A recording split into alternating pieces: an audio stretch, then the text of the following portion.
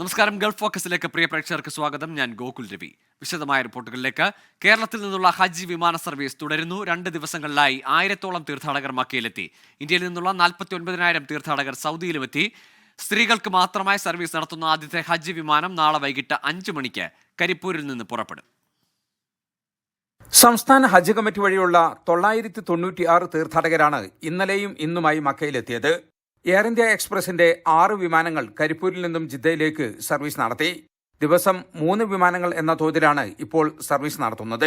മഹ്റമില്ലാത്ത സ്ത്രീകൾക്ക് മാത്രമായി സർവീസ് നടത്തുന്ന ആദ്യത്തെ വിമാനം നാളെ വൈകുന്നേരം 5 മണിക്ക് കരിപ്പൂരിൽ നിന്ന് പുറപ്പെടും. 28-ാം തീയതി വരെ 12 വിമാനങ്ങളാണ് മഹ്റമില്ലാത്ത സ്ത്രീകൾക്ക് മാത്രമായി കരിപ്പൂരിൽ നിന്നും സർവീസ് നടത്തുന്നത്. മക്കയിൽ അസീസിയയിലാണ് തീർത്ഥാടകർ താമസിക്കുന്നതെങ്കിലും ദിവസവും 5 നേരം ഹറം പള്ളിയിൽ പോയി വരാൻ ഹജ്ജ് മിഷൻ ഒരുക്കിയ ഷട്ടിൽ സർവീസ് ഉണ്ട്. ഹജ്ജിനുള്ള എല്ലാ സന്തോഷങ്ങളും അറിയിക്കുകയാണ്.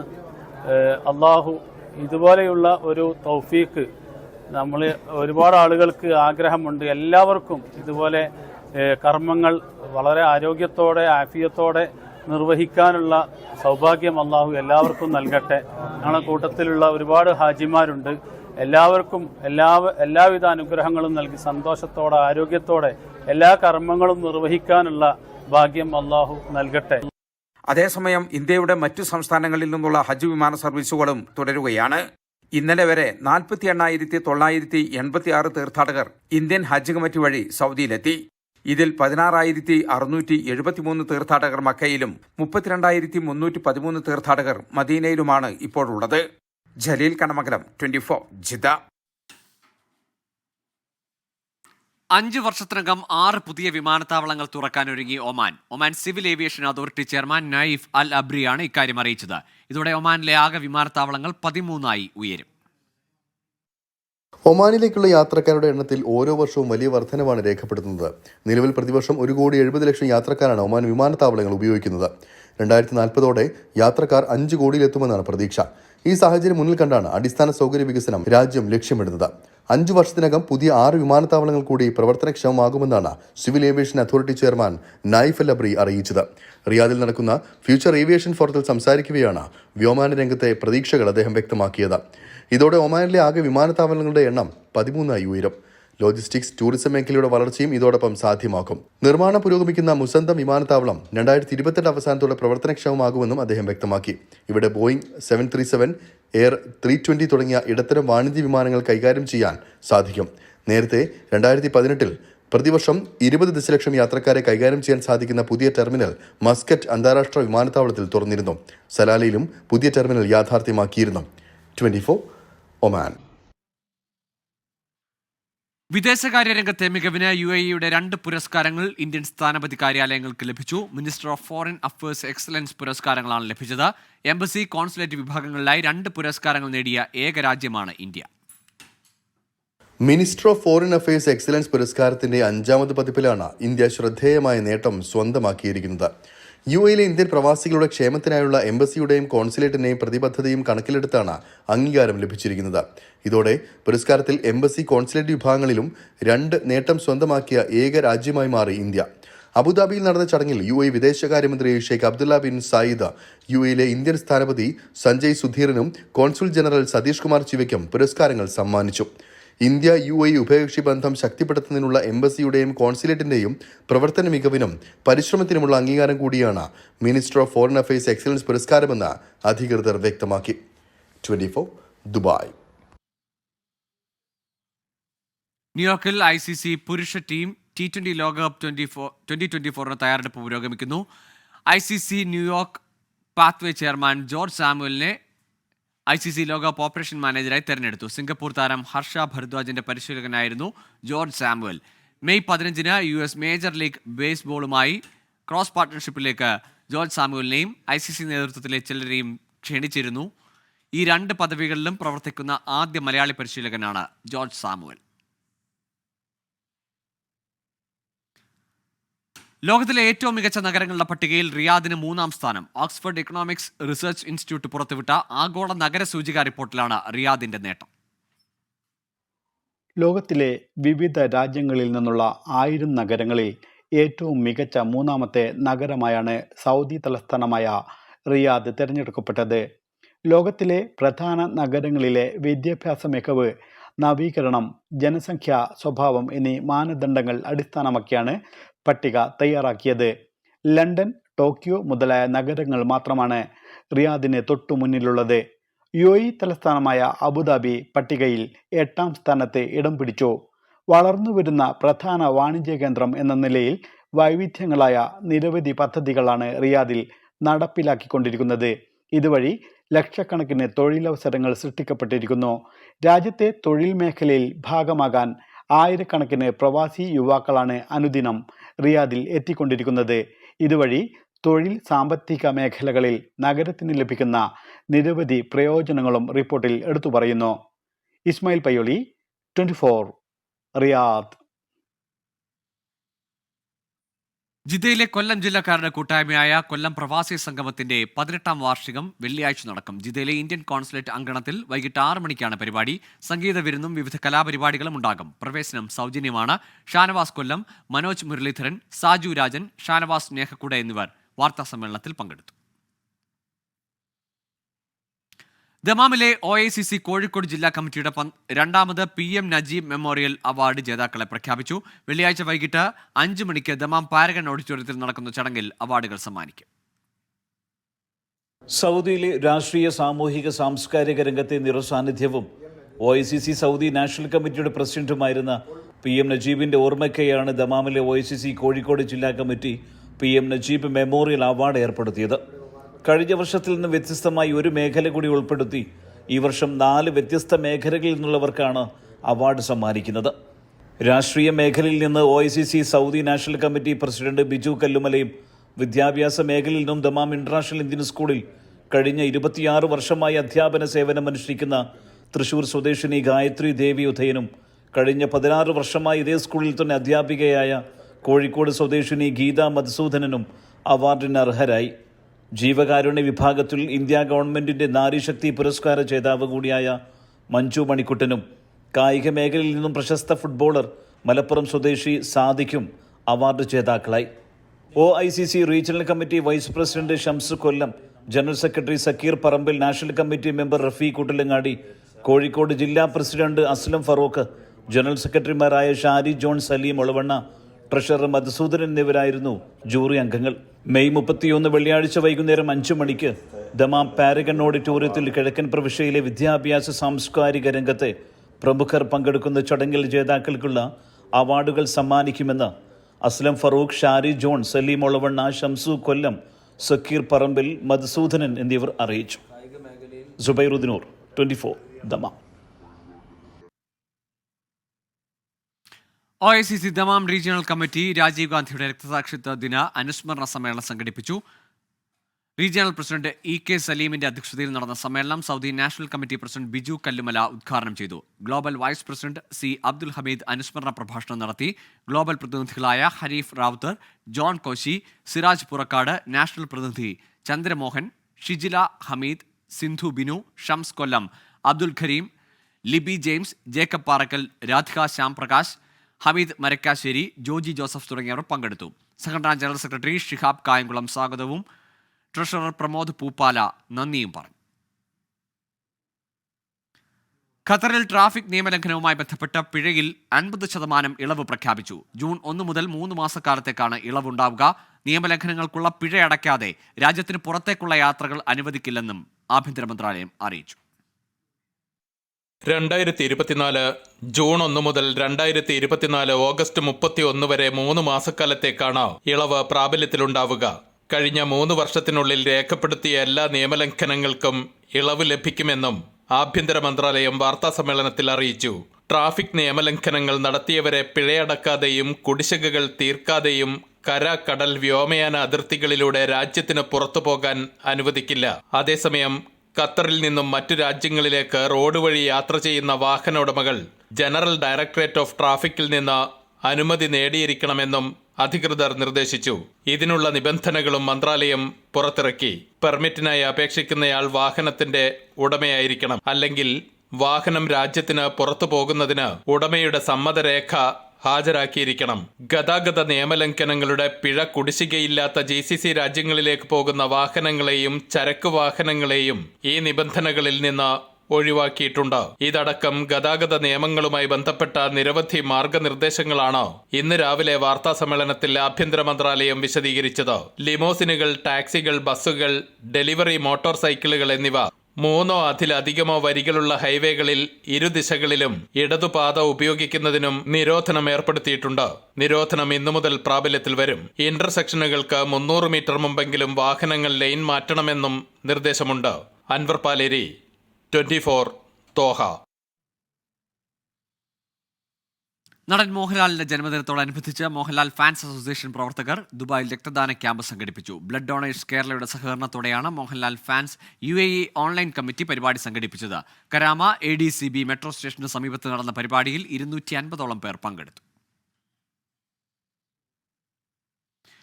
പ്രമുഖ പെർഫ്യൂം നിർമ്മാതാക്കളായ കോറൽ പെർഫ്യൂമിന്റെ പുതിയ ഷോറൂം ഷാർജയിൽ പ്രവർത്തനം ആരംഭിച്ചു. ഷാർജ സെന്റർ മോളിലാണ് പുതിയ ഷോറൂം. കോറൽ പെർഫ്യൂംസിന്റെ 15ാമത് ഷോറൂമാണ് ഷാർജ സെൻട്രൽ മാളിൽ തുറന്ന് പ്രവർത്തനം ആരംഭിച്ചത്. ഉപഭോക്താക്കൾക്ക് ഇഷ്ടപ്പെട്ട സുഗന്ധം കസ്റ്റമൈസ് ചെയ്യാനുള്ള അവസരം അടക്കം ഒരുക്കിയാണ് പുതിയ ഷോറൂം തുറന്നിരിക്കുന്നത്. കോറൽ പെർഫ്യൂംസിന്റെ നിരവധി പെർഫ്യൂമുകൾക്ക് പുറമെ മിതമായ നിരക്കിൽ ഇന്റർനാഷണൽ ബ്രാൻഡുകളുടെ വിവിധതരം പെർഫ്യൂമുകളും ഒരുക്കിയതായി Coral perfumes managing director Shibi M. Thampi അറിയിച്ചു. കോറൽ പെർഫ്യൂമിന്റെ 15ാമത്തെ ഷോറൂമാണ് ഷാർജ സെൻട്രൽ മാളിൽ നിങ്ങൾക്കായി ഒരുക്കിയിട്ടുള്ളത്. ഈ ഷോറൂമിൽ കോറൽ പെർഫ്യൂംസും അതേപോലെ എല്ലാവിധ ഇൻ്റർനാഷണൽ ബ്രാൻഡ്സും ലഭ്യമാണ്. മാത്രമല്ല ഇവിടെ കസ്റ്റമൈസ് ചെയ്യാനുള്ള സൗകര്യവും ഈ ഷോറൂമിൽ ഒരുക്കിയിട്ടുണ്ട്. ഞങ്ങളുടെ എല്ലാ ഷോറൂമിലും up to 90% 3 days super sale ഈ മാസം 31 മുതൽ വരാനിരിക്കുകയാണ്. നിങ്ങളെല്ലാവരും ഈ അവസരം മാക്സിമം പ്രയോജനപ്പെടുത്തുക.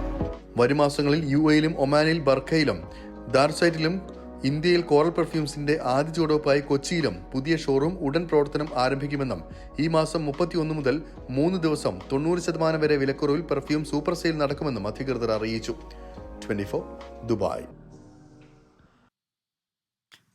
റിയാദിലെ ഇന്റർനാഷണൽ ഇന്ത്യൻ പബ്ലിക് സ്കൂളിൽ നിന്ന് 10+2 ക്ലാസുകളിൽ ഉന്നത വിജയം നേടിയ വിദ്യാർത്ഥികളെ അനുമോദിച്ചു. സ്കൂൾ അങ്കണത്തിൽ നടന്ന പരിപാടിയിൽ മാനേജ്മെന്റ് പ്രതിനിധികളും അധ്യാപകരും വിദ്യാർത്ഥികളും പങ്കെടുത്തു.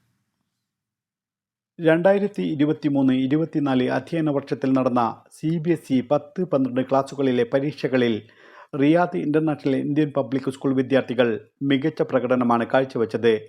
സൗദിയിലെ ഇന്ത്യൻ എംബസി വിദ്യാലയങ്ങൾക്കിടയിലെ ഏറ്റവും ഉയർന്ന വിജയമാണ് ഈ വിദ്യാലയം നേടിയെടുത്തത്. 12ാം ക്ലാസ് പരീക്ഷയിൽ 96% മാർക്ക് നേടി ഷമ പർവീണും 10ാം ക്ലാസ് പരീക്ഷയിൽ 98% മാർക്ക് നേടി മറിയം ഇമ്രാൻ ഷായും മിടുക്കു തെളിയിച്ചു. 12ാം ക്ലാസ്സിൽ പരീക്ഷ എഴുതിയ 39 വിദ്യാർത്ഥികളിൽ 4 പേർക്ക് 90% മുകളിൽ മാർക്ക് ലഭിച്ചപ്പോൾ 18 പേർ ഫസ്റ്റ് ക്ലാസ് ഡിസ്റ്റിങ്ഷനും 34 പേർ ഫസ്റ്റ് ക്ലാസ്സിനും അർഹരായി. കൂടാതെ അടിസ്ഥാന ഗണിതശാസ്ത്രം, ഉറുദു, അറബിക് എന്നീ വിഷയങ്ങളിൽ 100-ൽ 100 മാർക്ക് ലഭിച്ച വിദ്യാർത്ഥികളും വിജയത്തിന് മാറ്റുകൂട്ടി.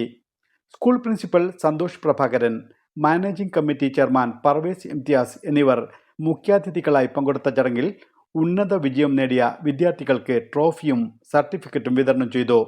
തുടർന്നുള്ള വർഷങ്ങളിലും ഉന്നത വിജയം നിലനിർത്തുന്നതിന് വിദ്യാർത്ഥികൾക്കൊപ്പം മുഴുവൻ അധ്യാപകരും കൈകോർത്തു പ്രവർത്തിക്കുമെന്ന് principal Santhosh Prabhakaran, board chairman Parvez Imtiaz എന്നിവർ അറിയിച്ചു. Congratulations to all the toppers in IIPS school. We have become remarkable achievement. We have more than 16+ students who have scored more than 90%. This in itself is a huge achievement. അതുപോലെ തന്നെ maths, Urdu, അതേമാതിരി തന്നെ Arabic, ഈ സബ്ജക്റ്റുകളിലെല്ലാം 100-ൽ 100 mark നേടിയ കുട്ടികളും നമ്മുടെ കൂടെയുണ്ട്. ഒരുവിധം സബ്ജക്റ്റുകളിലൊക്കെ 99 മാർക്ക് വരെ എത്തിയിട്ടുള്ള കുട്ടികളും നമ്മുടെ ഒരു വല്ലാത്തൊരു നേട്ടം തന്നെയാണ് കൈവരിച്ചിരിക്കുന്നത്. ഇസ്മായിൽ പയ്യോളി, 24 റിയാദ്. ബ്രിട്ടനിൽ പ്രധാനമന്ത്രി ഋഷി സുനക്കിന്റെ അപ്രതീക്ഷിത നീക്കം. പാർലമെന്റ് പിരിച്ചുവിട്ട് തെരഞ്ഞെടുപ്പ് പ്രഖ്യാപിച്ചു. ജൂലൈ 4-ന് തെരഞ്ഞെടുപ്പ് നടക്കും. ഋഷി സുനക് സർക്കാരിന് 2025 ജനുവരി വരെ കാലാവധി ഉണ്ടായിരുന്നു. 8 മാസം കാലാവധി ബാക്കി നിൽക്കെയാണ് തെരഞ്ഞെടുപ്പ് പ്രഖ്യാപനം. ഗൾഫ് ഫോക്കസിലേക്ക് വീണ്ടും. കനത്ത മഴയിൽ കൊച്ചി നഗരത്തിൽ വ്യാപക വെള്ളക്കെട്ട്. ഉച്ചയ്ക്ക് ശേഷം തുടങ്ങിയ മഴ ഇപ്പോഴും തുടരുകയാണ്. നഗരത്തിലെ താഴ്ന്ന പ്രദേശങ്ങൾ വെള്ളത്തിലായി. വൈറ്റില, ഇടപ്പള്ളി, ഇൻഫോ പാർക്ക്, കളമശ്ശേരി മേഖലകളിൽ വെള്ളക്കെട്ട് അതിരൂക്ഷമാണ്. ദേശീയപാതയിൽ പല ഭാഗത്തും ഗതാഗതം മുടങ്ങി. MG റോഡിലും കടവന്ത്രയിലും ചിറ്റൂർ റോഡിലും വെള്ളക്കെട്ട് രൂപപ്പെട്ടു. KSRTC ബസ് സ്റ്റാൻഡ് പരിസരവും വെള്ളത്തിലായി.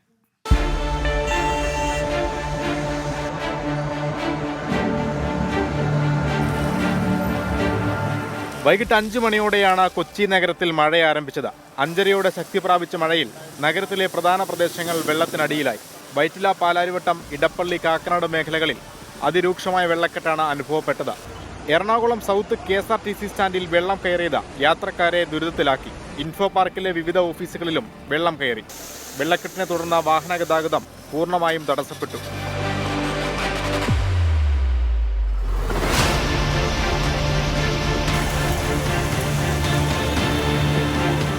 വെള്ളം കയറി അവിടെ കുറെ വെള്ളത്തിന്റെ ഇതിലാ കിടന്നതേ. അപ്പൊ അതുകൊണ്ടാണ് ഇതിന്റെ എഞ്ചിനിൽ വെള്ളം കയറി തോന്നുന്നു. കാക്കനാട് മേഖലയിൽ കടകൾക്കുള്ളിലും കളമശ്ശേരി മൂലേപ്പാടത്ത് 20ഓളം വീടുകളിലും വെള്ളം കയറി. പുത്തൻകുരിശ് MGM സ്കൂളിന്റെ മതിൽ തകർന്നു വീണു. അങ്കമാലി മലയാറ്റൂർ പാതയിലും വെള്ളക്കെട്ട് അനുഭവപ്പെട്ടു. മഴക്കാലപൂർവ്വ മുന്നൊരുക്കങ്ങൾ കൃത്യമായി നടത്താത്തതാണ് കൊച്ചിയിലെ വെള്ളക്കെട്ടിന് കാരണമെന്നാണ് വിമർശനം. മഴ ഇനിയും ശക്തി പ്രാപിക്കുമെന്ന മുന്നറിയിപ്പ് കൂടി വന്നതോടെ കൊച്ചിക്കാർ ആശങ്കയിലാണ്. അബിത്തിനൊപ്പം അശ്വിൻ പാലാഴി, 24. കനത്ത മഴയിൽ തൃശൂർ നഗരത്തിലെ വിവിധയിടങ്ങളിൽ വെള്ളക്കെട്ട് രൂപപ്പെട്ടു. വടക്കേച്ചിറയിൽ ഫ്ളാറ്റുകളിൽ വെള്ളം കയറി. അണ്ടർഗ്രൗണ്ട് പാർക്കിംഗിൽ നിർത്തിയിട്ടിരുന്ന വാഹനങ്ങൾ വെള്ളത്തിൽ മുങ്ങി. തൃശൂർ അശ്വിനി ആശുപത്രിയിലെ കാഷ്വാലിറ്റിയിൽ ഉൾപ്പെടെ വെള്ളം കയറി. ഗുരുവായൂർ ക്ഷേത്രത്തിലെ നടപ്പന്തലിലും വെള്ളം കയറി. നഗരത്തിലെ വെള്ളക്കെട്ടിൽ മേയറെ വിമർശിച്ച് പ്രതിപക്ഷം രംഗത്തെത്തി. കോഴിക്കോട് നഗരത്തിലും മലയോര മേഖലയിൽ കനത്ത മഴ തുടരുകയാണ്. മെഡിക്കൽ കോളേജിലെ മാതൃശിശു സംരക്ഷണ കേന്ദ്രത്തിലെ വാർഡുകളിൽ വെള്ളം കയറി.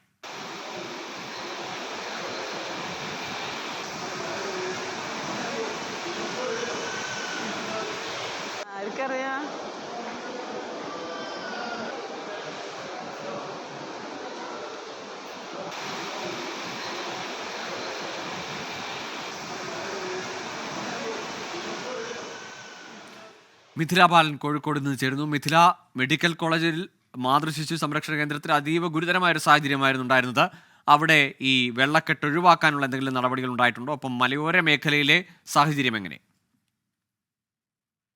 ഗൂഗിൾ നിലവിൽ കോഴിക്കോട് മെഡിക്കൽ കോളേജിലെ മാതൃശിശു സംരക്ഷണ കേന്ദ്രത്തിലെ വാർഡുകളിൽ കയറിയ വെള്ളം ഇറങ്ങിയിട്ടുണ്ട്. അത് അവിടെ നിന്നും നീക്കം ചെയ്യാനുള്ള നടപടി ആശുപത്രി ജീവനക്കാരുടെ ഭാഗത്തും ആരംഭിച്ചിട്ടുണ്ട്. സൂചിപ്പിച്ചതുപോലെ തന്നെ ഗുരുതരമായ ഒരു സാഹചര്യമായിരുന്നു. ഗ്രൗണ്ട് ഫ്ലോറിൽ പൂർണ്ണമായും വെള്ളമായിരുന്നു. വാർഡുകളിൽ നിന്നും ഉൾപ്പെടെ ചെറിയ കുഞ്ഞുങ്ങളാണ്. മാതൃശിശു സംരക്ഷണ കേന്ദ്രമായതുകൊണ്ട് തന്നെ സ്ത്രീകളുടെയും കുട്ടികളുടെയും ആശുപത്രിയാണ്. അവിടെ ഇത്തരത്തിൽ വെള്ളം കയറുന്ന സമയത്ത് അത് ഏറ്റവും കൂടുതൽ ബാധിച്ച ചെറിയ കുഞ്ഞുങ്ങളെയാണ്. ഈ വാർഡുകളിൽ നിന്നെല്ലാം കുഞ്ഞുങ്ങളെ മാറ്റിയിട്ടുണ്ട്. ഇപ്പോൾ സ്ഥിതി ശാന്തമാണ്. പക്ഷേ ഇനിയും ശക്തമായ മഴ വരികയാണെങ്കിൽ സമാന സാഹചര്യം തന്നെയായിരിക്കും അവിടെ ഉണ്ടാവുക. അടിയന്തര ഇടപെടൽ വേണമെന്ന ആവശ്യമാണ് അവിടെയുള്ള രോഗികളും ഒപ്പം തന്നെ കൂട്ടിരിപ്പുകാരുമെല്ലാം ആവശ്യപ്പെടുന്നത്.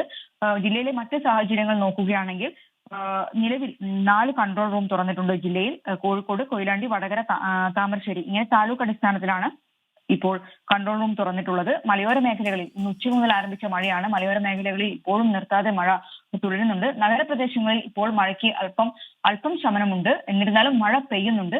മാവൂർ റോഡ് ഉൾപ്പെടെ, സാധാരണ കോഴിക്കോടിനെ പറ്റി പറയുകയാണെങ്കിൽ ചെറിയൊരു മഴ വന്നാൽ പോലും മാവൂർ റോഡിലെല്ലാം വെള്ളക്കെട്ടാണ്. സമാനമായ സാഹചര്യം തന്നെയാണ്. ശക്തമായ മഴയിൽ വലിയ രീതിയിലുള്ള ഒരു വെള്ളക്കെട്ട് തന്നെയാണ് കോഴിക്കോട് നഗരത്തിൽ രൂപപ്പെട്ടത്. നഗരത്തിൽ മാത്രമല്ല, മലയോര ഭാഗങ്ങളിലേക്ക് നോക്കുകയാണെങ്കിൽ പേരാമ്പ്ര ഉൾപ്പെടെയുള്ള സ്ഥലങ്ങളിൽ, പേരാമ്പ്ര നഗരമെല്ലാം തന്നെ വെള്ളത്തിൽ മുങ്ങിയ ഒരു അവസ്ഥയായിരുന്നു. വലിയ രീതിയിലുള്ള ഗതാഗത കുരുക്കിനും ഇത് ഇടയാക്കിയിട്ടുണ്ട്. വിവിധ ഇടങ്ങളിൽ മതിൽ ഉൾപ്പെടെ. കോഴിക്കോട് മെഡിക്കൽ കോളേജിന് ഉള്ളിൽ മാതൃശിശു സംരക്ഷണ കേന്ദ്രത്തിലാണ് വെള്ളം കയറിയത്. ഏതായാലും അടുത്ത അടക്കം വെള്ളം ഇറങ്ങിയിട്ടുണ്ട്. പക്ഷേ മലയോര മേഖലകളിൽ കനത്ത മഴയാണ് ഇന്ന് ലഭിച്ചത്. കേരള കോൺഗ്രസ് മുന്നണിയിലേക്ക് എത്തിയതോടെ മധ്യ കേരളത്തിൽ വലിയ മുന്നേറ്റമുണ്ടാക്കാൻ സാധിച്ചതായാണ് LDFന്റെ വിലയിരുത്തൽ. എന്നാൽ കേരള കോൺഗ്രസിന്റെ തട്ടകമായ പാലായിൽ കാര്യങ്ങൾ അത്ര രസകരമല്ല. പാലാ നഗരസഭയിൽ അധികാരത്തിലെത്തിയത് മുതൽ മുന്നണിക്കുള്ളിൽ തമ്മിൽ തല്ലാണ്. ഏറ്റവും ഒടുവിൽ കാണാതെ പോയ എയർപോർട്ടിനെ ചൊല്ലിയാണ് LDFിലെ ചക്കളത്തിപ്പോര്. ഇതാദ്യമായിട്ടാണ് LDF പാലാ നഗരസഭ ഭരിക്കുന്നത്. കൊട്ടിഘോഷിച്ച് ആരംഭിച്ച നഗരസഭാ ഭരണത്തിന്റെ മാധുര്യം എന്നാൽ അധിക നാളുണ്ടായില്ല. കേരള കോൺഗ്രസ് കൗൺസിലറെ CPIM കൗൺസിലർ കൗൺസിൽ ഹാളിൽ വെച്ച് മർദ്ദിച്ചു. മുന്നണിക്ക് തന്നെ നാണക്കേടുണ്ടാക്കിയ സംഭവം ഒതുക്കി തീർത്തെങ്കിലും വിട്ടുകൊടുക്കാൻ കേരള കോൺഗ്രസ് തയ്യാറായില്ല. ധാരണപ്രകാരം CPIM ചെയർമാനാകാനുള്ള അവസരത്തിൽ തല്ലിയ CPIM കൗൺസിലറെ ചെയർമാനാക്കാതെ കേരള കോൺഗ്രസ് എം ഗോളടിച്ചു. എന്നാൽ പകരം വന്ന ചെയർമാനെ ചാക്കിലാക്കി CPIM കൗൺസിലർ ഭരണം തുടർന്നു. കൊണ്ടും കൊടുത്തും ആ ഒരു വർഷം അവസാനിക്കാറായപ്പോഴാണ് കേരള കോൺഗ്രസ് എം കൗൺസിലറായ ജോസിന്റെ എയർപോർട്ട് കാണാതായത്. പരിശോധിച്ചപ്പോൾ തന്നെ CPIM കൗൺസിലർ ബിനു പുളിക്കക്കണ്ടത്തിന്റെ വീട്ടിൽ ലൊക്കേഷൻ കാണിച്ചു. ഇതോടെ പോലീസ് കേസായി അന്വേഷണമായി. ഒടുവിൽ ഒരു അജ്ഞാതൻ പോലീസിന് എയർപോർട്ട് കൈമാറി. പ്രതി CPIM കൗൺസിലർ ഉടൻ തന്നെ അറസ്റ്റ് ചെയ്യണമെന്നായി കേരള കോൺഗ്രസ് എം. അതിനിടെ കൗൺസിൽ യോഗത്തിൽ പങ്കെടുക്കാൻ CPIM കൗൺസിലർ എത്തിയതോടെ കൗൺസിൽ യോഗം തന്നെ കേരള കോൺഗ്രസ് എം വേണ്ടെന്ന് വെച്ചു. അങ്ങനെയാണെങ്കിൽ കേസുള്ള കൗൺസിലർമാരൊന്നും യോഗത്തിലിരിക്കേണ്ടെന്ന് CPIM കൗൺസിലറും വെല്ലുവിളി ഉയർത്തി. എന്തായാലും കെട്ടിപ്പിടിച്ചു നടക്കുന്ന സംസ്ഥാന നേതാക്കൾ പ്രാദേശിക വിഷയമെന്ന് പറഞ്ഞ് പാലായിലേക്ക് മൈൻഡ് ചെയ്യുന്നേയില്ല. അതുകൊണ്ട് ഇനിയും പലതും പാലായിൽ സംഭവിക്കും. Toby Johnson, 24, Kottayam. RSSകാരനായി തുടരുമെന്ന് വിരമിക്കൽ ചടങ്ങിൽ ഹൈക്കോടതി ജഡ്ജിയുടെ പ്രഖ്യാപനം. കൽക്കത്ത ഹൈക്കോടതി ജഡ്ജിയായിരുന്ന ജസ്റ്റിസ് ചിത്തരഞ്ജൻ ദാസാണ് ഈ പ്രഖ്യാപനം നടത്തിയത്. കമ്മ്യൂണിസ്റ്റുകാരനും കേരളത്തിൽ മന്ത്രിയുമായിരുന്ന VR കൃഷ്ണയ്യർ പിന്നീട് സുപ്രീം കോടതി ജഡ്ജിയായി എന്നത് ഓർമ്മിക്കണമെന്നാണ് വിമർശനങ്ങൾക്ക് ജസ്റ്റിസ് ചിത്തരഞ്ജൻ ദാസിന്റെ മറുപടി. കൽക്കത്ത ഹൈക്കോടതിയിലെ അഭിഭാഷകരും ന്യായാധിപരും നിറഞ്ഞ സദസ്സിലാണ് RSSകാരനായി തുടരുമെന്ന പ്രഖ്യാപനം ജസ്റ്റിസ് ചിത്തരഞ്ജൻ ദാസ് നടത്തിയത്.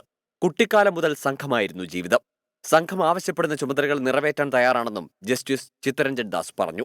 ഇക്കാര്യം വീണ്ടും അദ്ദേഹം ആവർത്തിച്ചു. एक्चुअली फेयरवेल पार्टी में मैं जो कहा, मैं स्पीच प्रिपेयर नहीं किया था, एक्सटेम्पोर बोल रहा था, और जब थैंक्स देने लगा मेरे लाइफ में जो मैटर करते हैं, तो स्पॉन्टेनियसली RSS के बाद, राष्ट्रीय स्वयंसेवक संघ के बाद मेरे मन में आ गया और मैं बोल लिया. കേരളത്തിൽ നിയമമന്ത്രിയായിരുന്ന VR കൃഷ്ണയ്യർ പിന്നീട് സുപ്രീം കോടതി ജഡ്ജിയായി. നിഷ്പക്ഷമായി നീതി നിർവഹണം നടത്തിയിരുന്ന അദ്ദേഹം മുമ്പ് കമ്മ്യൂണിസ്റ്റുകാരനുമായിരുന്നു. ഇത്തരം ചരിത്രം മറക്കരുതെന്ന് justice Chittaranjan Das. Justice Krishnaiyer communist party से थे, वो कम्युनिस्ट पार्टी का मिनिस्टर भी थे, कम्युनिस्ट पार्टी का कैडर भी थे, तो वो क्या कम्युनिस्ट पार्टी का फिलोसफी से जस्टिस चला रहे थे? नहीं, मैं भी उनको सैल्यूट करता हूँ. अभी 2009 ഒഡീഷ ഹൈക്കോടതി ജഡ്ജിയായ ചിത്തരഞ്ജൻ ദാസ് 2022 കൽക്കട്ട ഹൈക്കോടതിയിലെത്തിയത്. 2023 പുറപ്പെടുവിച്ച പോക്സോ കേസ് വിധി വിവാദമായിരുന്നു. National desk, 24. മഞ്ഞുമൽ ബോയ്സ് സിനിമയുടെ നിർമ്മാതാക്കൾക്ക് സംഗീത സംവിധായകൻ ഇളയരാജയുടെ വക്കീൽ നോട്ടീസ്. ഗുണ സിനിമയിലെ കൺമണി അൻപോട് എന്ന പാട്ട് നീക്കം ചെയ്യണമെന്ന ആവശ്യം. തന്റെ അനുമതിയില്ലാതെയാണ് ഗാനം ഉപയോഗിച്ചത്. പാട്ട് നീക്കം ചെയ്തില്ലെങ്കിൽ നിയമ നടപടി സ്വീകരിക്കുമെന്നും നോട്ടീസിൽ പറയുന്നു. ഇതോടെ ഗൾഫ് ഫോക്കസ് പൂർണ്ണമാകുന്നു. Good night. ലോകത്തെവിടെയായാലും ഏത് സമയത്തും 24 വാർത്തകളും ഓഗ്മെന്റഡ് റിയാലിറ്റി പാക്കേജുകളും എക്സ്പ്ലെയിനറുകളും വിശദമായി കാണാൻ ഞങ്ങളുടെ YouTube ചാനൽ നിങ്ങൾക്ക് സബ്സ്ക്രൈബ് ചെയ്യാം.